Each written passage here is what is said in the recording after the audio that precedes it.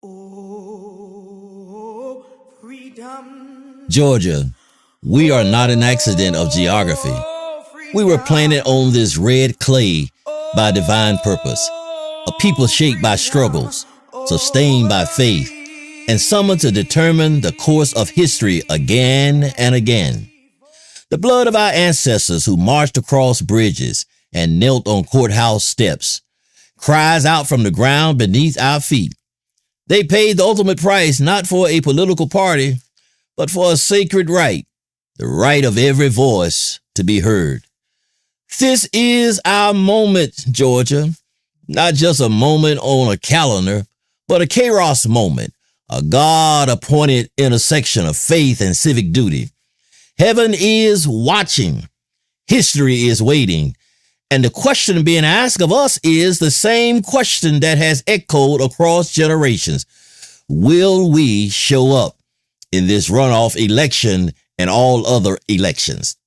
The refusal to vote in a land where others bled so that we could is not neutrality, it is abdication. Voting is not the whole of civic life, but it is the cornerstone of it. When we cast our ballots, we're saying, I believe my neighbor matters. I believe the vulnerable deserves a voice. I believe the arc of justice is worth bending. We do not have to be told how to vote. We make no such demand, but we make this prophetic declaration. God has called us to participate. Justice requires our presence. Georgia needs our voice. Georgia, remember where you came from. Remember Savannah, Augusta, Columbus, Albany, Atlanta, cities scarred and sanctified by the struggles for freedom. Remember the ordinary men and women who stood in lines that stretched around the block, not for concert tickets or merchandise, but simply to exercise what ought to have been their God-given right. They were spat upon, turned away, and told their voices did not matter. They refused to believe that lie. Will you? Every Georgia voter who stays home dishonors not a political candidate, but a cloud of witnesses who gave everything for the franchise you now hold in your hand. Do not let their sacrifice become a footnote. Let it be a fire. Let it drive you to the polls with the holy urgency of people who know that rights deferred are rights denied. To the young people of Georgia, the students, the dreamers, the one who have grown weary of a system that seems too slow, too broken, too disconnected from your reality, this word is especially for you. Your cynicism is understandable, but your absence is unaffordable. You carry within you the vision of a Georgia not yet born. That Georgia needs your fingerprint on it. Do not let anyone convince you that your vote is wasted or your voice is irrelevant.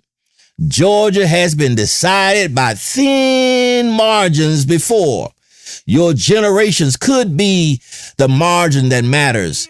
Show up. Bring a friend. Make history again. Georgia, we are a state that the whole nation watches. We have defied expectations before. We've surprised the skeptics. We have reminded a weary nation that democracy is not dead. It is deferred only to those who refuse to fight for it. The Lord who parted waters and raised the dead has not abandoned the public square. The God of Harriet Tubman, Frederick Douglass, Fannie Lou Hamer, John Lewis, and Coretta Scott King, and others is still calling forth a people willing to march, not just on Sunday, but on election day. So take your faith off the pew and carry it to the poll. Let your vote be your prayer in action. Let your presence be your protest and your praise. And when you leave that polling place, know this: you have exercised a sacred trust of citizenship that so many could only dream of. Early voting for the runoff election has begun, which we must vote in by June the 16th, Election Day.